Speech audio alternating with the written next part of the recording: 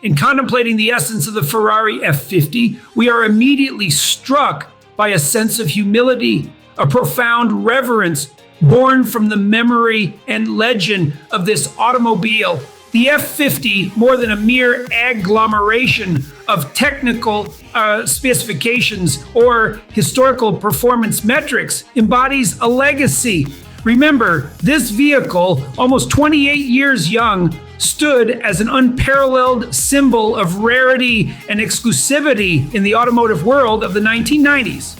Today, to pilot the F50, especially in a setting as unforgiving and demanding as multiple unrestricted laps around the Nürburgring, is to engage in an act far removed from ordinary accessibility. It's a venture teetering on the edge of high-speed risk, flirting with both destruction and mortality. Yet, there's a brilliance in recreating such an experience today, a brilliance that transcends mere accessibility. Fundamentally, the F50 encounters a confluence of technical parameters and feedback mechanisms that exude extreme modernity. Its chassis, a blend of Kevlar, carbon, and Nomex, was pioneering for its time. The F1-derived V12 engine, capable of rapidly ascending RPMs without inertia, mirrors recent engineering marvels like Gordon Murray's T50. This obsession with acceleration and RPMs crafts a truly astonishing driving experience. But there's a sharp and intriguing juxtaposition here. The manual window cranks and the stark interior reminiscent of a bygone era against the backdrop of 1990s aesthetics, like the slanted typography of the gauges. These elements are not just dated, they're historical markers, making the entire experience fascinating. When we delve into the actual art of piloting the F50, we find ourselves straddling two eras. On one hand, there's the undeniable modernity and the precision and quality of information feedback. On the other hand, the car's handling characteristics represent a total transition.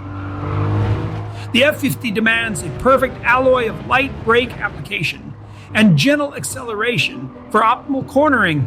It's a negotiation, a stunning one at that, and not one I embellish. In regard to the F40 and the Enzo, each representing different automotive epochs, the F50 presents a unique intersection of these times, a revelation to me. Unlike the more exuberant and in some ways more accessible McLaren F1, the F50 is marked by academic rigor and formality. It demands an obsessive precision reminiscent of a monk's meticulous copying, a clear assertion in the vehicle's demeanor. This is particularly evident on the Nürburgring.